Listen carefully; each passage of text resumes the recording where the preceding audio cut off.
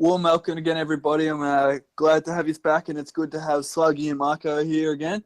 Yeah, thanks for introducing me there, Butsy. Yeah, good to be here, boys. Yeah, another rip around of footy, and very interesting week of SuperCoach for some, especially myself. How'd you go, Sluggy? How'd you go with SuperCoach this week? It's probably been one of my worst weeks I think I've had. Yeah, finished up 2032, which is probably the worst score I've had since near the start of the season.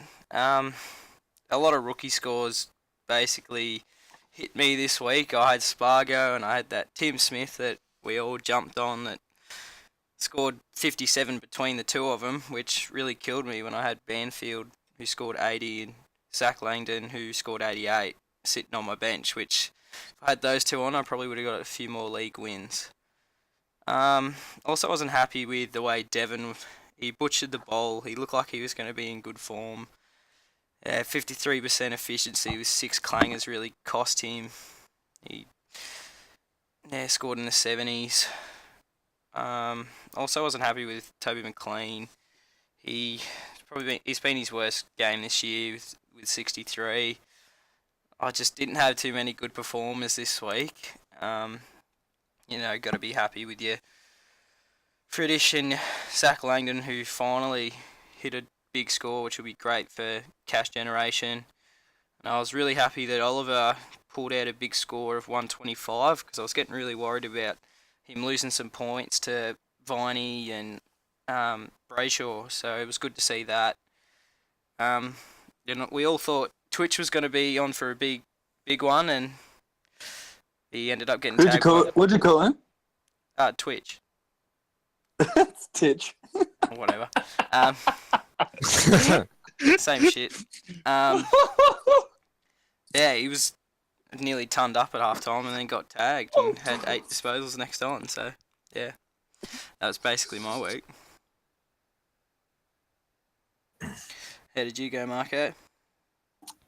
Yeah, so I hit a score of 2,143, the highest in our league that we have. About time. Now rank 42k, went up 2.5, so that's pretty good.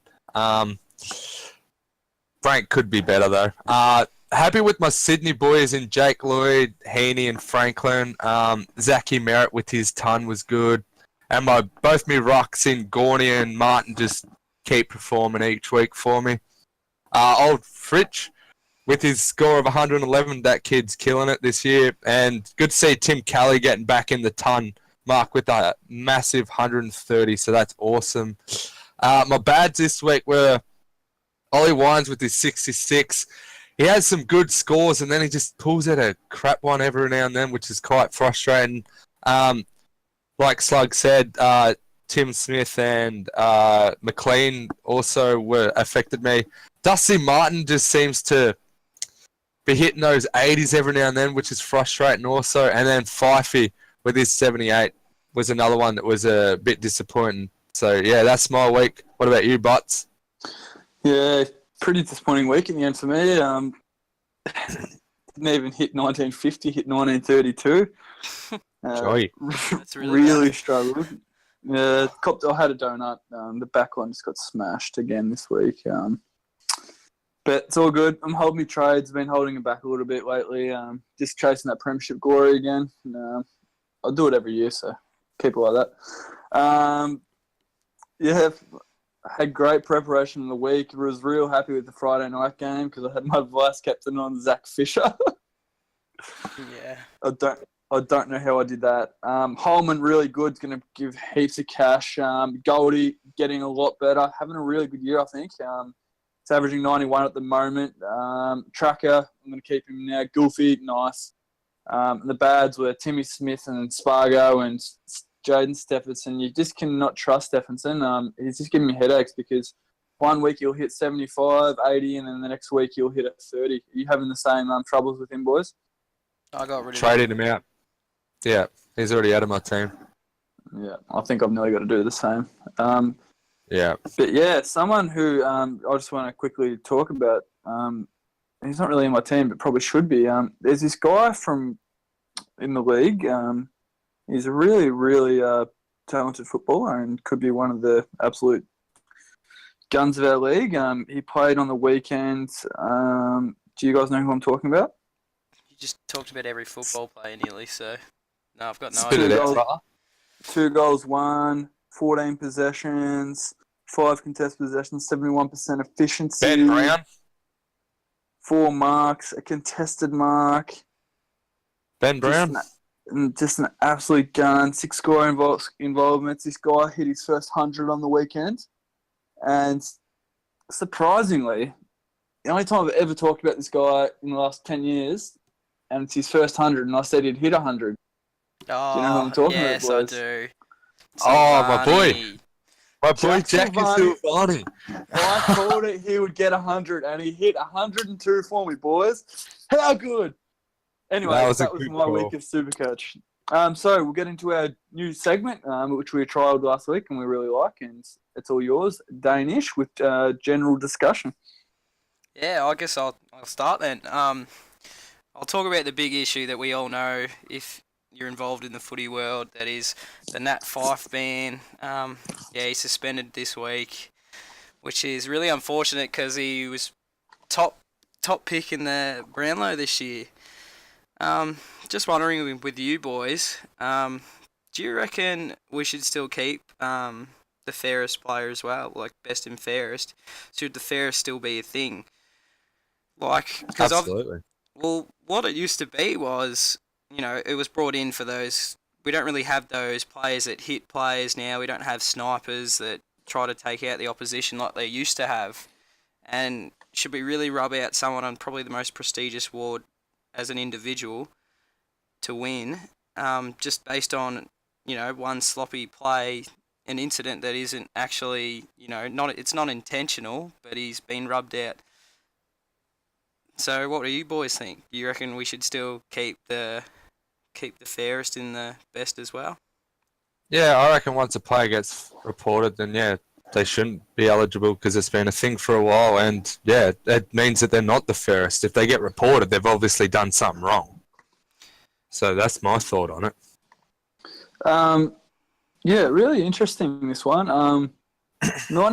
Just had a look. It's been 94 years that the Brownlow has been going on, and I've got to tend to agree here with Anthony. It's just best and fairest, and I know looking back now, and it's fairest isn't a real big thing, but I don't think you can just take away from tradition. It's like saying whether you want the AFL Grand Final as a night game. Like, I just don't think that we can sort of change it. And just going on that as well, last year's who got suspended last year again? Danger. Yeah, and I thought that was absolutely ridiculous. In the last 100 years, any player who has ever got suspended for that tackle, how many people do you reckon would have been, boys? Not a lot at all. Probably 0. 1? I would have said probably 2 or 3 in the history of the game have got suspended for an act like that. It was, and it still grinds my gears because at the end of the day, I know Martin had the better year. I thought he had a better year, but at the end of the day, Danger would have won the Brownlow if it wasn't for that stupid suspension he got. Because in the 2 games after it, he hit 30 disposals. His 2 next games, hit 30 disposals, and he was clearly best on one of them, and got because he was rubbed out, they didn't give him any votes. Yeah, well, that's a good point you raised, because you'll watch now that Fyfe won't get many free votes anymore because he's been rubbed out, even if he gets the best. Like, he's the best player in the field.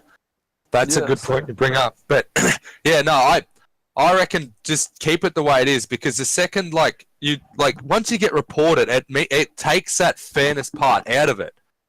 And that's what it's been known as for a long time, the best and fairest. So once you do an incident that's taking you out of the game for a week or so, even if it is like just a slight accident like Fife's was or something like that, it still puts a mark on your name for that year that you've been reported, and I can't see why they would change it. Did you boys did you actually see the video? Yeah, I did. Fife. Yeah, no, he hit him fair and square with the forearm, I'm He's not hitting. like He's yeah, and it's a good point that Dan's bringing up. Is it the It's not fairest player? intentional. Like fair enough. Like if you were to in a way it is though off intentional play, if he hits him no. with the forearm like that. It's kind of like the Tom Mitchell situation. I reckon he should have got it Well, Tom reported. Mitchell was off play, so like Yeah. that's more involved than what Fifey is, and that's what I was going to bring up. Well, do you reckon Tom Mitchell should have copped a week?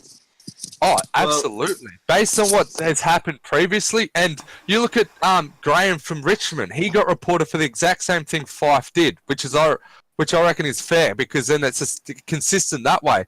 But the reason that for not Mitchell not to be reported is just stupid because he basically did the same thing, but it was off play, like the ball was nowhere inside. Yeah, agree. So I reckon he should have at least got a week for that. I think Mitchell's was just dirty. He was nowhere near the play. He should have a week. But I reckon, I dead set reckon, Fife deserved a week. I'm watching it now, play by play. No, he He definitely definitely does deserve deserved a week, but Yeah. it's it's just sloppy play, and it's hard to be perfect in the game of AFL. Yeah, he's thrown But his elbow. still- All he needed to do was he could have hit him across the head with his forearm. His Yeah, he elbow could in have. the- He could have gone in for the bump instead of putting his arm up. Like he didn't need to put the forearm up. Yeah, and he smacked him. He got him real nice. Yeah. And it was very silly too because at that point in the game they were actually pumping him. So I don't understand what Fife got out of that, to be honest. It's just stupid. Yeah. No, I don't know. So for my do you want me to have a go now, boys? Yeah, go for it, Butts. So something that's been absolutely grinding my gears lately, and it's happened all year, and we generally don't see this too often in years of football. And I'm one who all my family, and it used to be my cousins the last few years, but since I can ever remember, Friday night footy has been awesome. It's in the start of the weekend, you're really pumped for it. Winter, sit in front of the fire, eating all these lollies and chips and whatever with all your family and watching Friday night football. And it comes to my attention because I'm obviously not around the parents too much anymore. But it comes to my attention that last week my father didn't watch the football. He watched a movie on Friday night.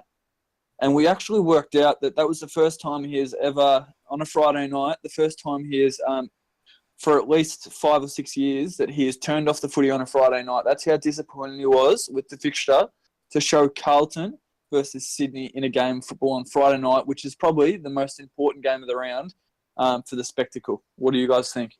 I totally agree. I reckon there has to be some sort of rule that they should just put like the top 8 teams from last year on the Friday night or something, because these bottom level teams just do not like create a good game at all. They just turn into slogfests, boring footy, and most of the time they end up in like 40-point losses.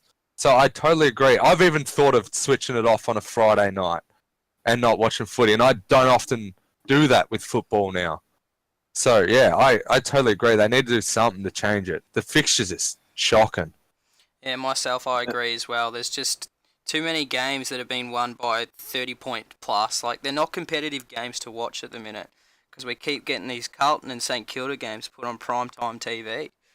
And yeah, I'm always consistently doing something else while the footy's on because these games are just not close and they're not entertaining because it's so one-sided. And it really is. We've seen nearly every week there's either Carlton or St Kilda on Friday or Saturday night, and you know who's now gonna even win. the Bulldogs. Yeah, all the Bulldogs Bulldogs as aren't well. entertaining now. So, boys, in round 18, I'm just looking at the fixture. St Kilda versus Richmond, which will be absolutely pathetic. Yeah, Unless it's like at the last year. MCG. Yep. Yeah, so that's gonna be. Okay, there massive. you go. Yep. No, Eddie had, sorry. Oh, okay. Yeah, so It could be like last year when St Kilda pumped them, but no, it's unlikely. Yeah.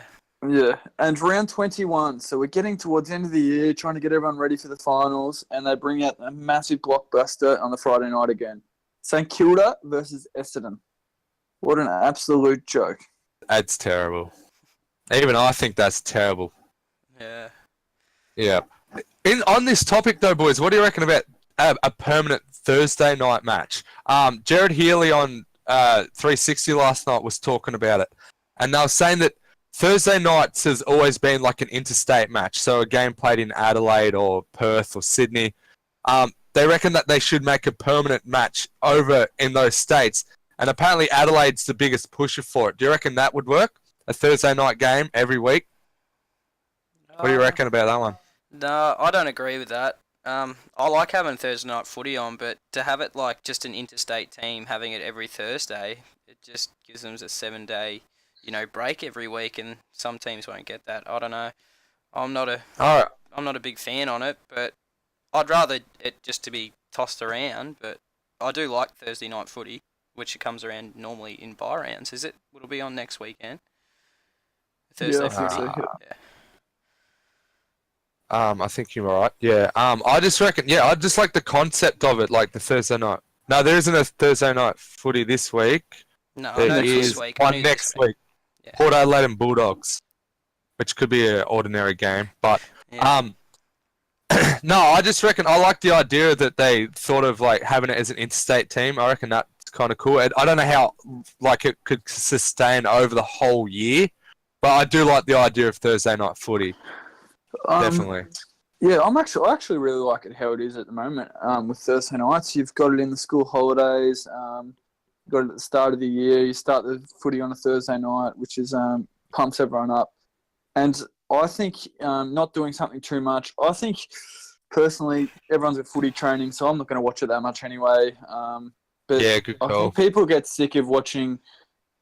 And I know not many people get sick of footy, but watching footy Thursday, Friday, Saturday, and Sunday, that's 4 nights of footy, or 4 days, 4 nights, whatever.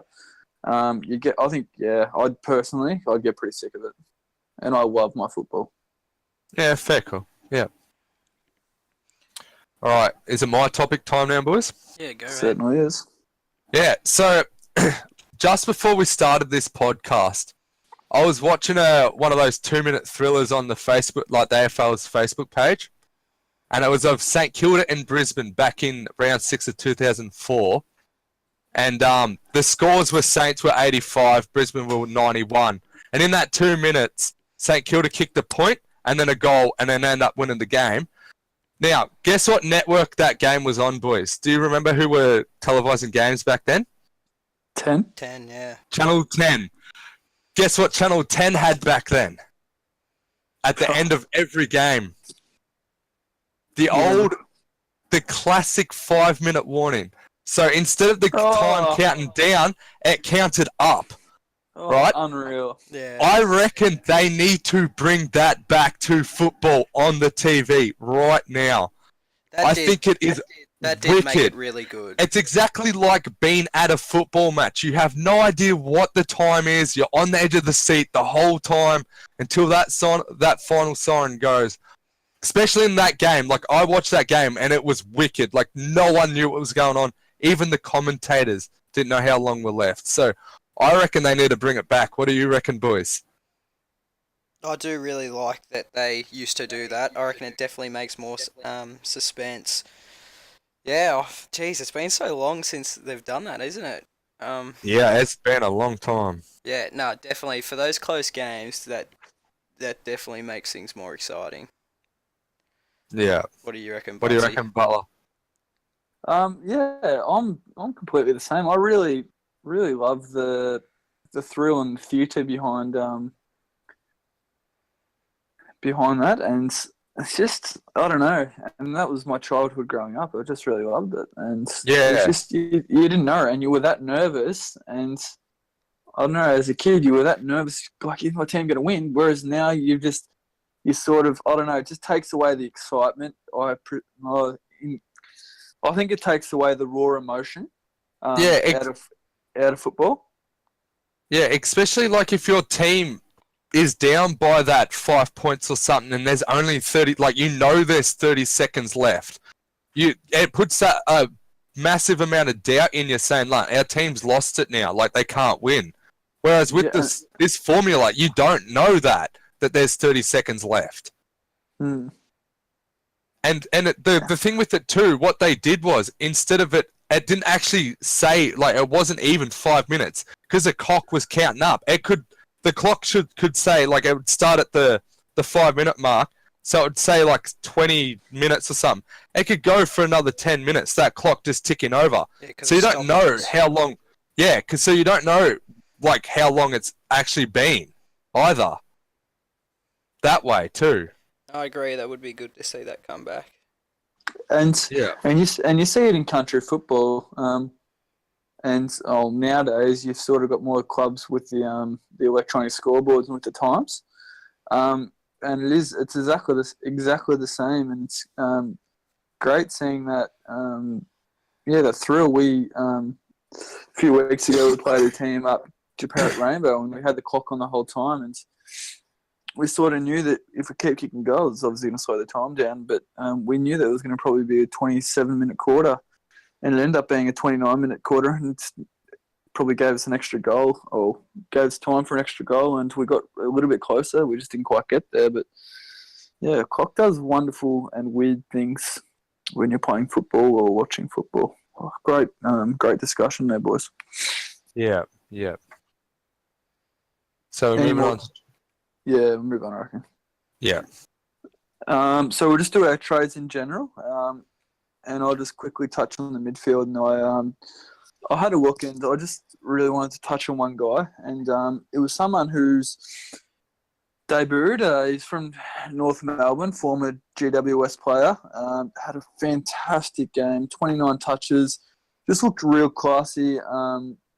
Was inside and outside, and I'm absolutely wrapped that he's playing for us, and he's going to play for a long time. I got no doubt. I know it's only against Brisbane, but to have 29 on debut is just phenomenal. 13 contested possessions, 66% efficiency, which probably hurt his SuperCoach score a little bit.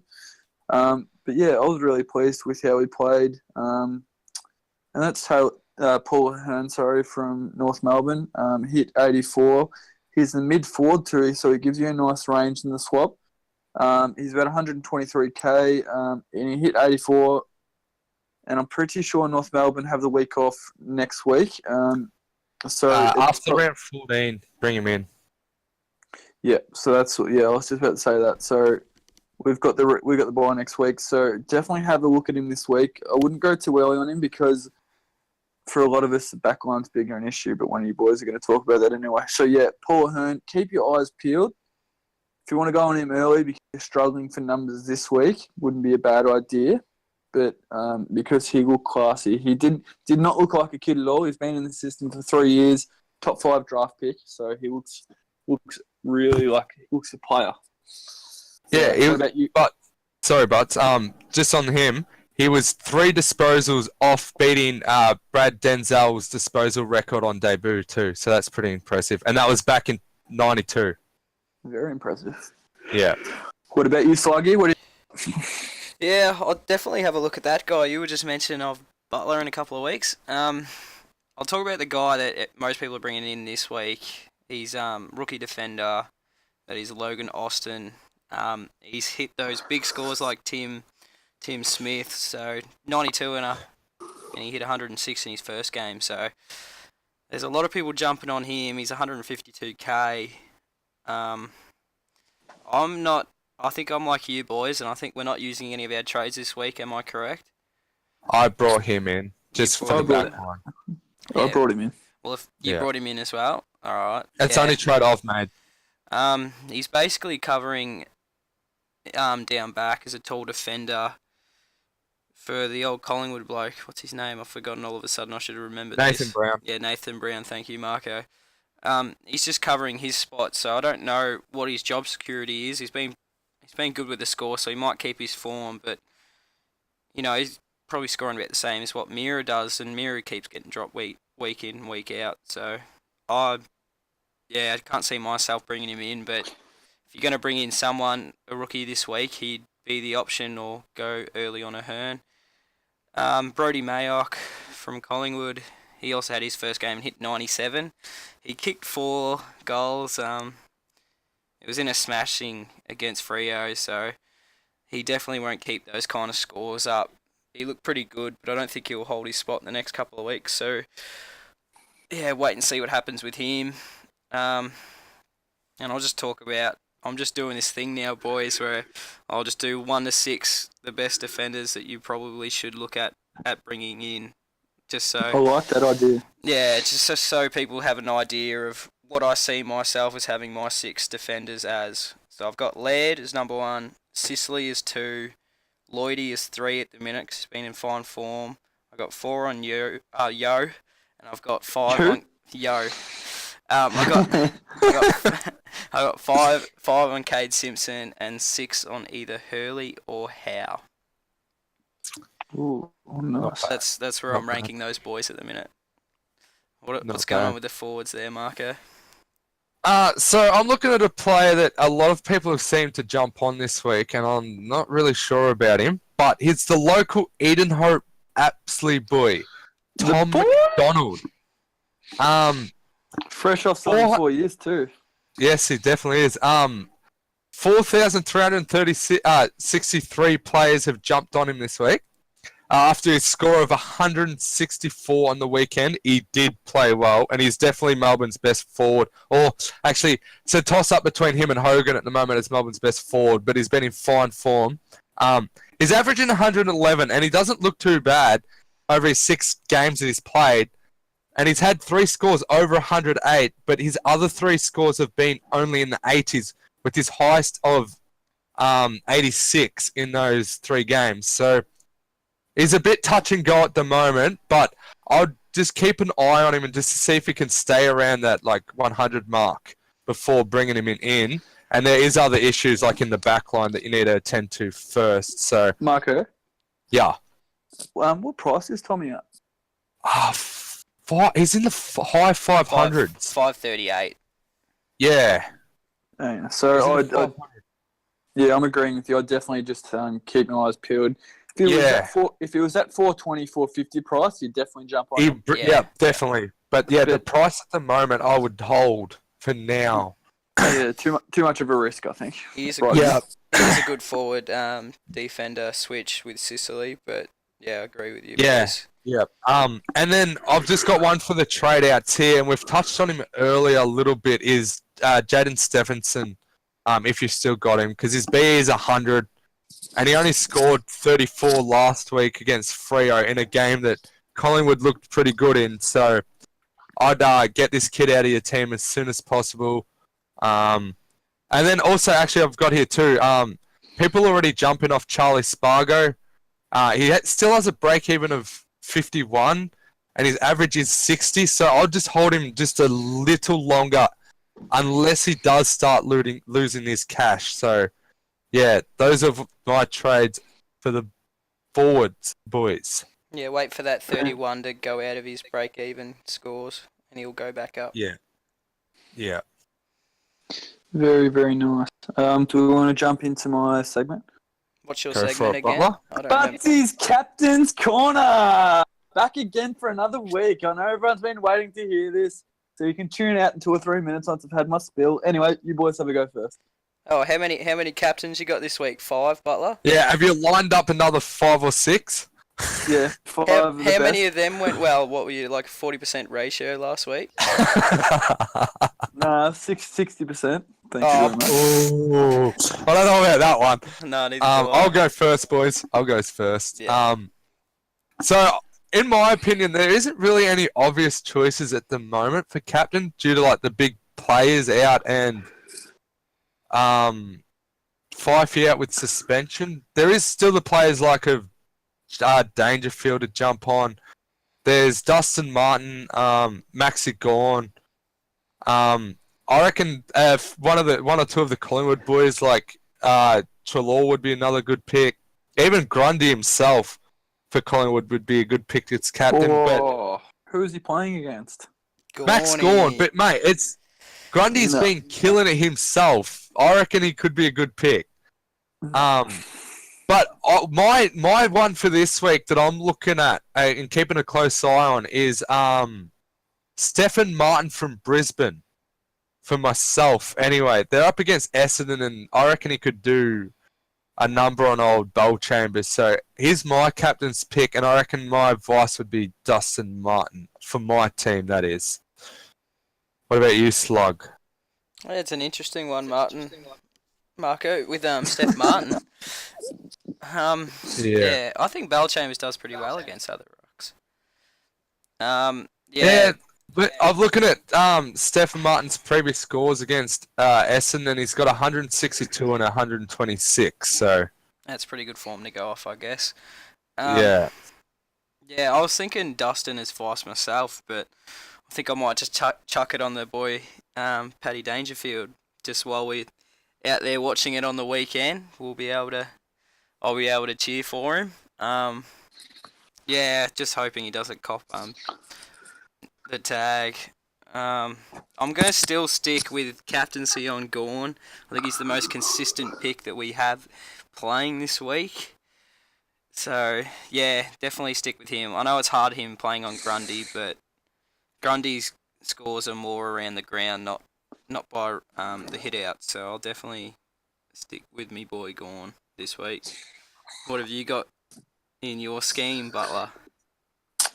So yeah, very real tough week with our captaincy. So I'm sticking way clear of Grundy, even though I don't have him, and Gorney, because they're just both gonna probably hit that 110, 100, because no ruck can really get over that 220 mark together, because they're fighting for points all the time. So I think that'd be too much of a risk. Fife is obviously out. Twitch is out from, who does Twitch play for? Hawthorn.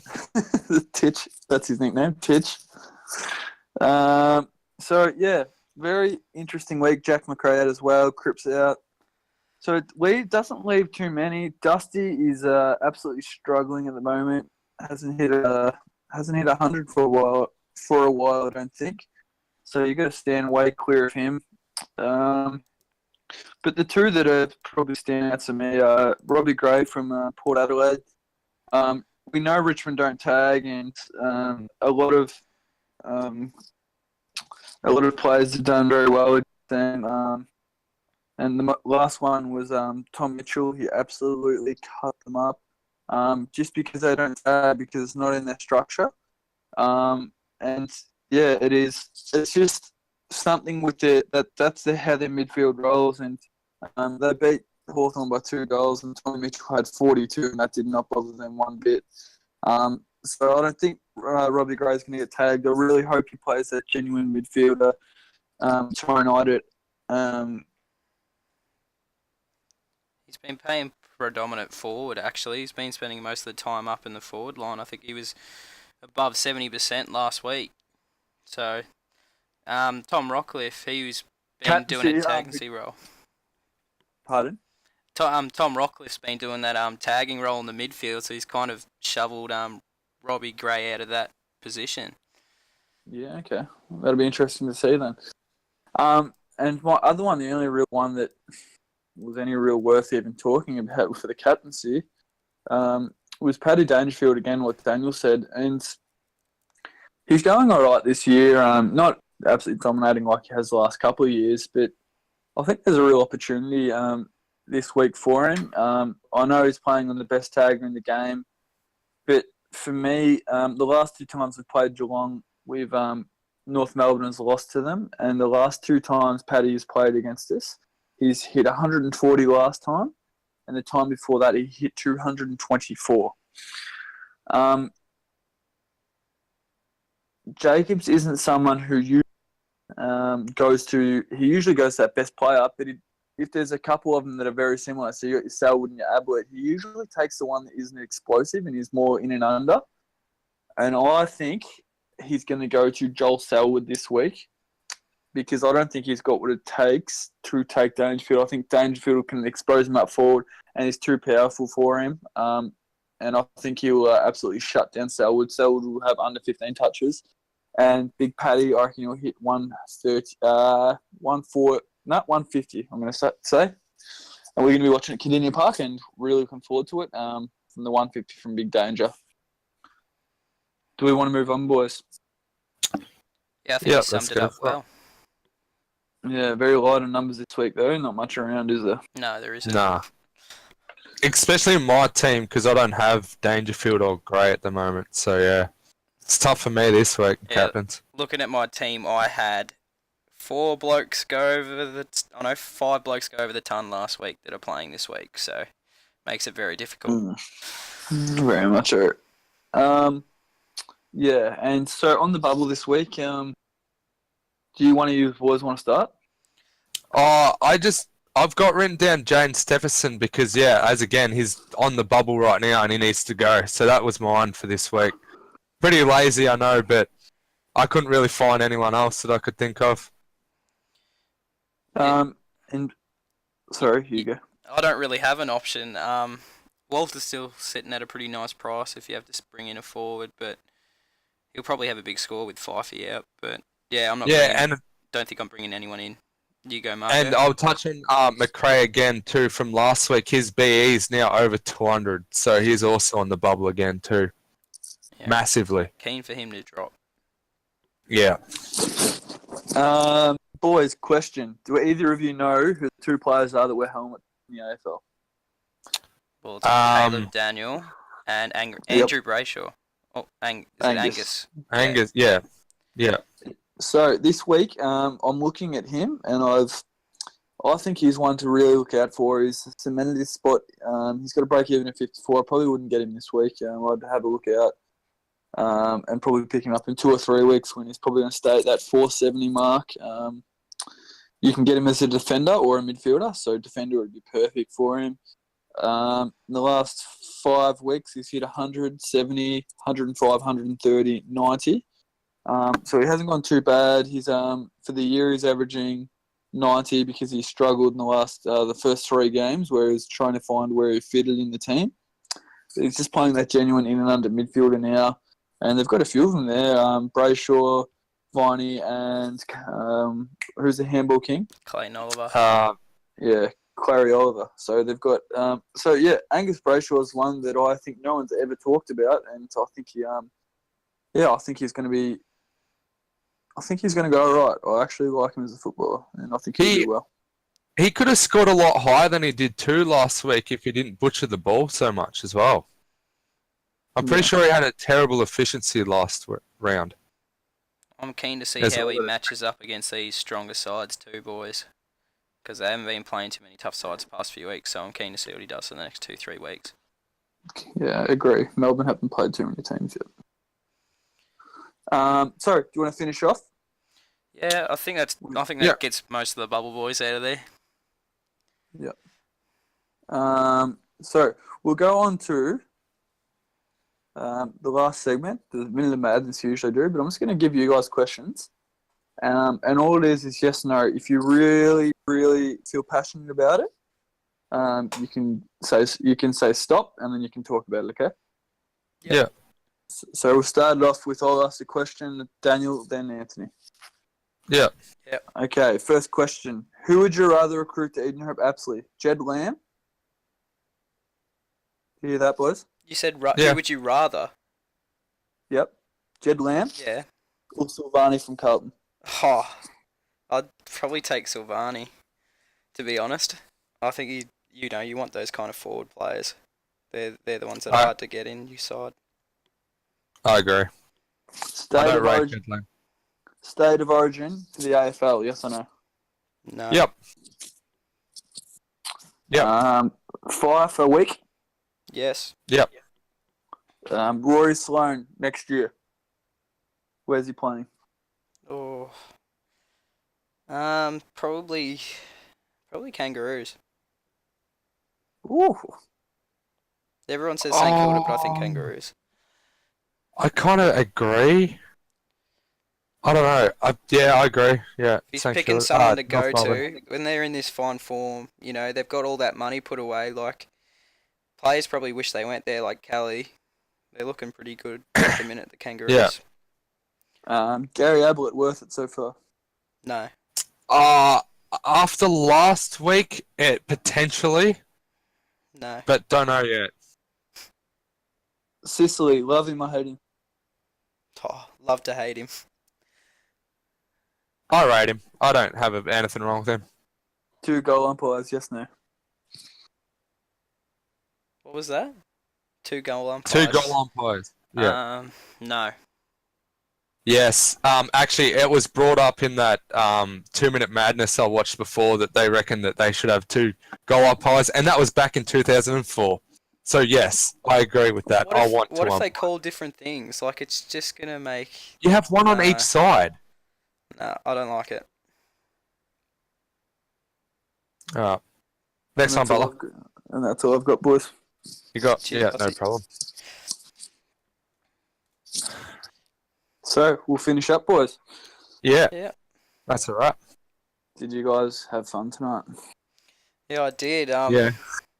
Looking forward to watching footy this weekend. We'll have all the boys together. Might have a few bevies and got no footy for the next 2 weeks, but so we'll have some time to sit down and relax and watch the footy. Yeah, can't wait for it, mate. Yeah. Cannot Yeah. wait for it. It's gonna be a good weekend down in the OG down Ocean Grove with all us mates heading on for the long weekend. Gonna hit up North Melbourne and Geelong, so it's gonna be a good one. Keen on seeing how Essendon respond after their smashing against getting smashed against Richmond on Brisbane this week. So that's something to look forward to Will too. be. And do you know what Interesting. I'm looking for? Do you know what I'm really looking forward to, boys? The footy, who would have thought? Towards the boundary line. Ben Ah. Brown. Benny Brown! What, did you see him like 6 days ago? Can we pencil him down as your man crush, Butler? Oh, absolutely. He's So- a lovely guy. So on this podcast, I think we've established that mine's Pendlebury, Daniel's is Jimmy Garoppolo, and yours is Ben Brown. That's it. Yeah. Anyway, boys, great episode again. Loved it. Looking forward to spending the weekend, having a yarn like all mates do, and just having a bit of a laugh. Anyway, have a great night, boys. All right, cheers, Yeah, fellas. catch up. All right, thank you.